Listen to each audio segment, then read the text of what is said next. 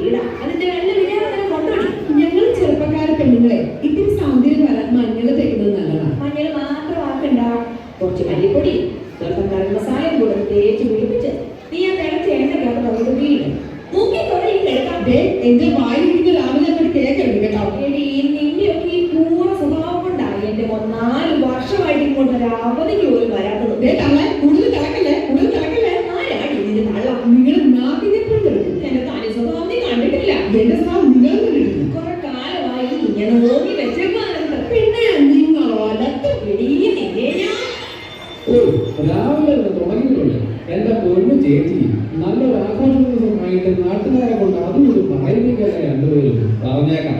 അങ്ങനെ പറഞ്ഞു കൊടുക്ക് ഗീവർഗീസേ.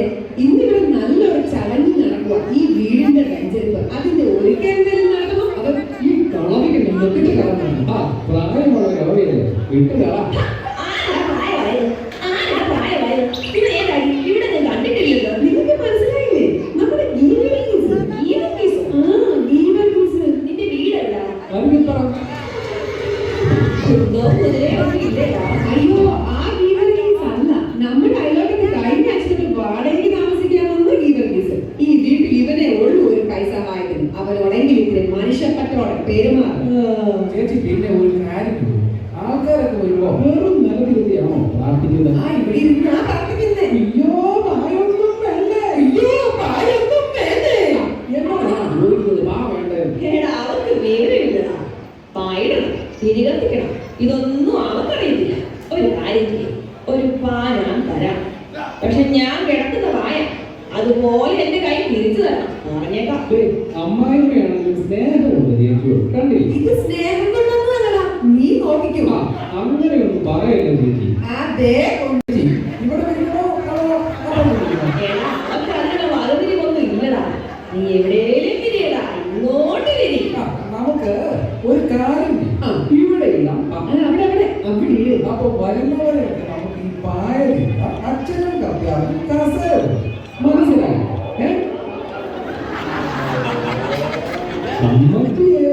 എന്നാടാ പായ അപ്പൊ കട്ടപ്പടി എന്നാ നിനക്ക് പേടിച്ചില്ലേ? നിങ്ങളെ ഒരു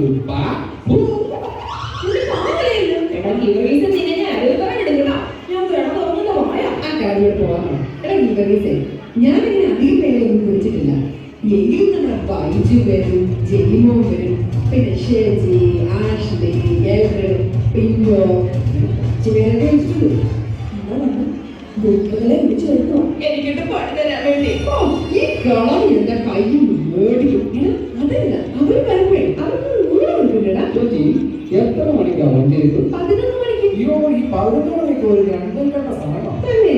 ഊറ് വേണ്ട, ചായയും ബിസ്ക്കറ്റും മതി. ചായയും ബിസ്ക്കറ്റും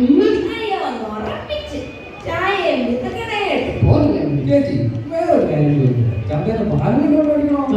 ചന്തേന്ന് പാല് മേടിക്കണം. എങ്ങനെ ഓർത്തോളം ചന്തേന്ന് വേറെ കുറെ സാധനങ്ങൾ മേടിക്കാറുണ്ട്. 10 രൂപ അയ്യടാ, ഇവിടെ മേടിക്കണ്ട. അവിടെ പോകണ്ടോ? അല്ലടാ, അപ്പൊ എനിക്കൊന്നും ഇല്ലടാ. അയ്യോ, അമ്മയ്ക്കുണ്ട്. അമ്മയ്ക്കൊരു വെള്ള കിരീടോ, ഒരു പൗഡറോ, പിന്നെ തലയ്ക്ക് വെക്കാൻ വലിയ മെഴുകുതിരി.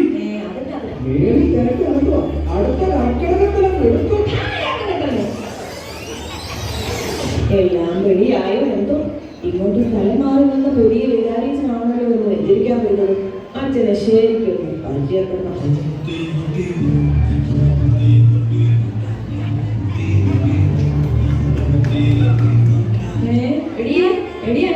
അച്ഛൻ നേരത്തെ എത്തിയെന്ന് തോന്നണേ.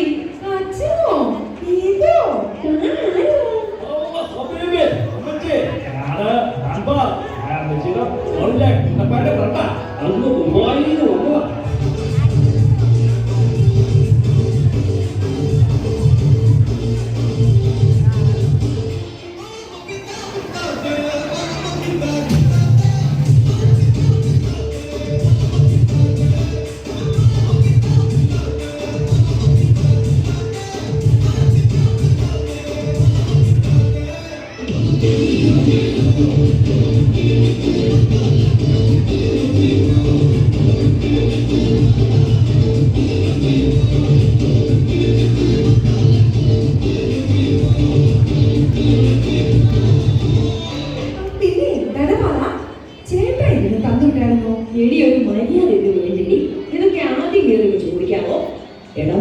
ആ പൊടി എനിക്ക് തന്നു. അതെ, ഞാൻ പെട്ടെന്ന് പോകുന്നതുകൊണ്ട് കൂട്ടപ്പായി ഒന്നും തന്നിട്ടില്ല.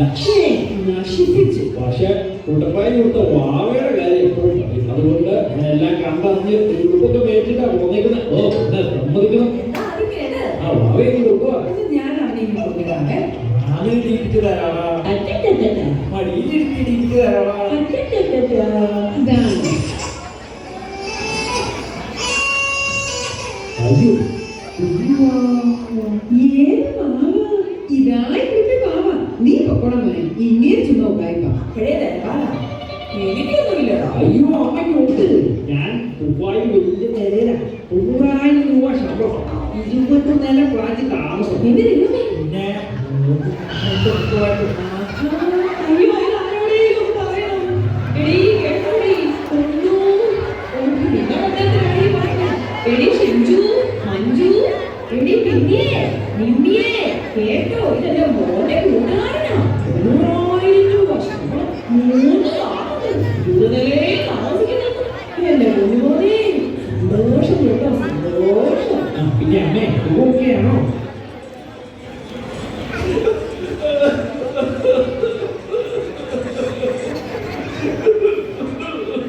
ഒന്നും പറയണ്ട മോനെ.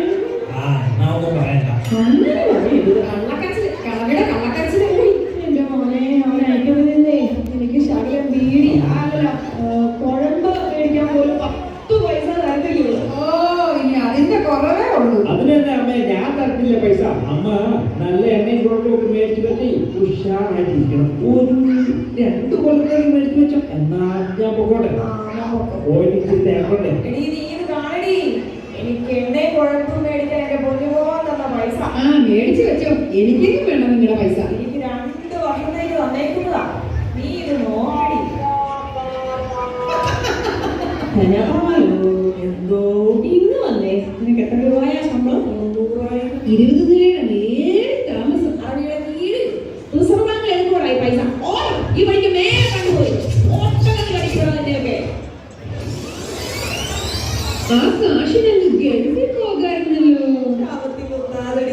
ഇതല്ലായിരുന്നല്ലോ ധനപാലം വന്നപ്പോഴും. അങ്ങനെ പറയാതെടി. അങ്ങനെ മാറിക്കേ. എടി, അത്രയ്ക്കങ്ങ് നെല്ലിക്കാതെ. നല്ല പണവും പാരമ്പര്യമുള്ള നിലപാടാണ് എന്റേത്. കണ്ടാലും പറയും തറയാണ്. തോമാസിംഹം നേരിട്ട് മാമോദിസം നോക്കിയ ബ്രാഹ്മണ ഒരുപാട് ഞങ്ങളെ. അയ്യോ, ഞാൻ ആദ്യം കാണുവാണേ ഈ കോലത്തിലെ ഒരു ബ്രാഹ്മണിയെ. ആ അത്രയ്ക്കായി.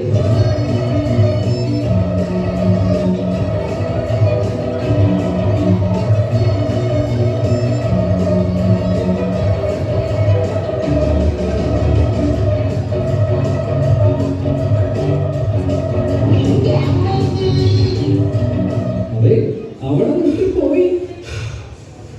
ഇതിന്റെ ബാക്കിയേ ഞാൻ പ്രാർത്ഥന കഴിഞ്ഞിട്ട് പറയാടി.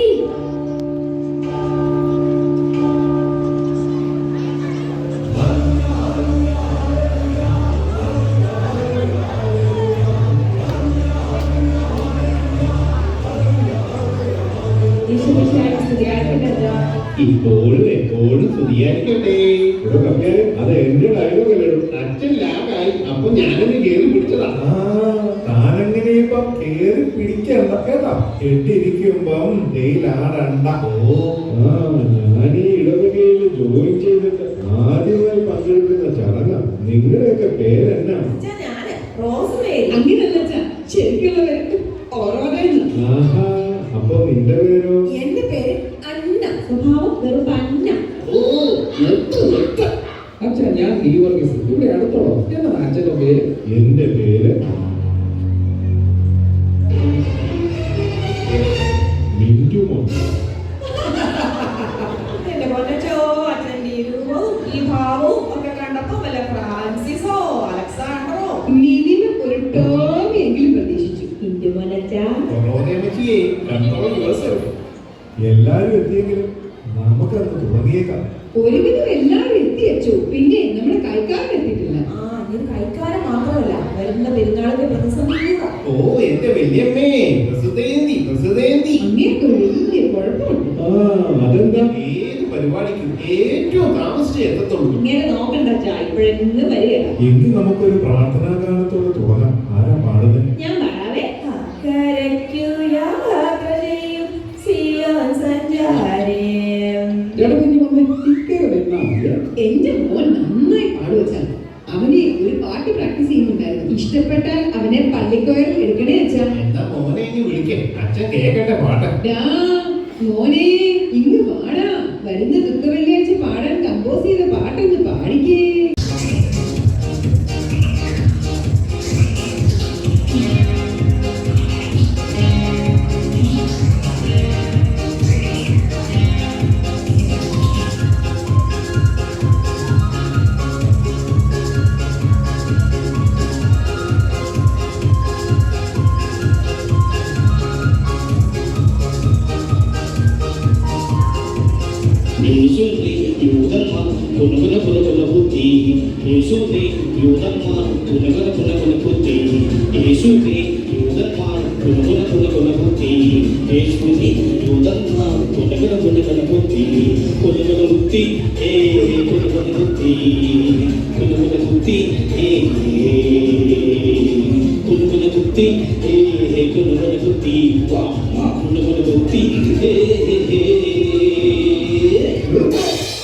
ഇതുപോലത്തെ പാടിക്കൊണ്ട് അങ്ങോട്ടെങ്ങാനും വന്ന നിന്നെ ഞാൻ കൂട്ടും. അതൊക്കെ പോട്ടെ, നീ നന്നായി പഠിക്കുവോ? മിടുക്കനാ. കഴിഞ്ഞ വേദോട പരീക്ഷ എഴുതാം. ആദാമിന്റെ മകന്റെ പേര് അവു. ചുമ്മാ പറയല്ലേ അമ്മച്ചി. എന്നോട് പറഞ്ഞതാണേ പേപ്പർ നോക്കി കന്യാകുമാരി. എന്റെ കുറച്ച് നാളെ ആയിട്ടുള്ളൂ. ഇപ്പൊ തന്നെ ഇവിടുത്തെ ആൾക്കാരെ പറ്റി ഏകദേശം ഒരു ധാരണ എനിക്ക് കിട്ടി. ഇതൊരു പണിഷ്മെന്റ് ട്രാൻസ്ഫർ ആണോ എന്ന് വരെ എനിക്ക് സംശയമുണ്ട്. തളരരുത് അച്ഛാ, തളരരുത്. ഞാൻ വന്ന ദിവസം തന്നെ കൊടുത്തു എന്റെ അടുത്ത് കുമ്പസാരിക്കാൻ വന്നായിരുന്നേ. ഇമാതിരി ഒരു കുമ്പസാരം എന്റെ ലൈഫിൽ ഞാൻ കേട്ടിട്ടില്ല. 2 ദിവസമാണ് ഭരിച്ചു കിടന്നത്. ആ വന്നല്ലോ വരുമാനം അല്ല നമ്മുടെ കൈക്കാരൻ.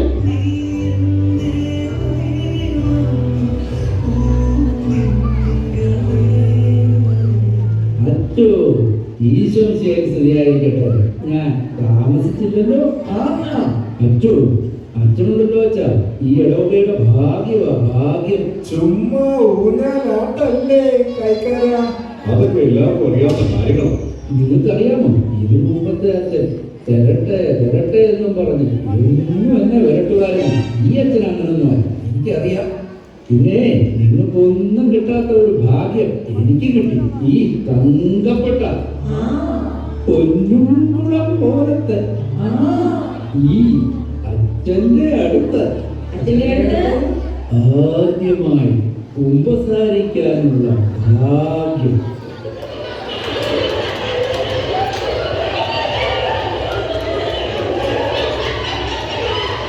എന്നതാ കാര്യം? എനിക്കൊന്നും അങ്ങോട്ട് മനസ്സിലായില്ല. പക്ഷെ ഞങ്ങൾക്ക് എല്ലാം മനസ്സിലായി. എല്ലായിടത്തും താമസിച്ചു വരുന്ന സ്വഭാവം ഇനിയെങ്കിലും ഒന്ന് നിർത്തിയേട്ടാ. അതിരിക്കട്ടെ, നിങ്ങളൊക്കെ പള്ളിയിൽ പതിവായി വരാറുണ്ടോ? ഞാൻ എന്ത് വരുന്ന അച്ഛാ? ദേ ഇവളുണ്ടല്ലോ, മഹാമടിച്ചിയാ, പോകുന്നില്ല. അതെന്താ എന്നെ? അതച്ഛാ, കൊറോണയുടെ സമയത്തെ ഓൺലൈൻ കുർബാനയായിരുന്നല്ലോ. ഇപ്പൊ അതിന് ശീലമായിപ്പോയി. പക്ഷേ കുർബാന കൈക്കൊള്ളാൻ പറ്റത്തില്ല. അയ്യോ, അതിനെന്താ? ഇവിടെ നാക്ക് നീട്ടിയെന്ന് നിന്നാൽ മതി, ഞാൻ ഇങ്ങോട്ട് എത്തിക്കാം. നാളെ തൊട്ട് പള്ളിയിൽ വന്നോ കൊച്ചിനെയും കൂട്ടി. അത് മാത്രമല്ല, സന്ധ്യാപ്രാർത്ഥന മുടക്കരുത്. പിന്നെ ഓറോദയോട് എന്നും പള്ളിയിൽ പോകുന്നതൊക്കെ നല്ല കാര്യം. പക്ഷേ കുശുമ്പും കുന്നായ്മയൊക്കെ ഒന്ന് കുറയ്ക്കണം. എന്നാലേ തമ്പുരാൻ പ്രാർത്ഥന കേൾക്കത്തുള്ളൂ. അച്ഛാ, ഒരു സംശയം. എന്നാ? ഈ കുർബാനക്കളൊക്കെ മാറ്റം വരുത്തിയായിരുന്നല്ലോ. ഇതിന്റെയൊക്കെ വല്ല ആവശ്യമുണ്ടോ അച്ഛാ? പഴയ പോലെ തന്നെ പോരാതെ പൂർണ്ണ പ്രയോജനമില്ലാത്ത കാര്യങ്ങൾ. ഗീവർഗീസിന്റെ ഫോണൊന്ന് കാണിച്ച്. ഇത് ഏതാ മോഡല്? ഇത് iPhone 14 Pro Max. അപ്ഡേറ്റ് ഒക്കെ ചെയ്തായിരുന്നോ? പിന്നെ അതൊക്കെ കൃത്യമായിട്ട് നടക്കുന്നു. നിന്റെ ഈ ഇട്ടാൽ കൊണ്ടുള്ള ഫോൺ അപ്ഡേറ്റ് ചെയ്യുന്നത് നിനക്ക് പ്രധാനമാണെങ്കിലേ ഏറ്റവും വിശിഷ്ട പ്രാർത്ഥനയായ വിശുദ്ധ കുർബാന അപ്ഡേറ്റ് ചെയ്യുന്നത് സഭയ്ക്ക് പ്രധാനമായിരുന്നു കേട്ടോ. പിന്നെ മോനെ, മറ്റു വിഷയങ്ങൾ മാത്രമല്ല, വേദപാഠവും നന്നായി പഠിക്കണം കേട്ടോ. വിശുദ്ധ മദർ തെരേസയെ പോലെ എല്ലാവരോടും കരുണയും അനുഭവയും ഉള്ളവനായി മോൻ വളർന്നു വരണം. അതിന് നിങ്ങളൊക്കെ വേണം മാതൃക കാണിക്കാൻ. ശരി അച്ഛാ. എങ്കിൽ നമുക്ക് അടുത്ത പരിപാടിയിലേക്ക് പ്രവേശിക്കാം. എല്ലാവരെയും ദൈവം അനുഗ്രഹിക്കട്ടെ.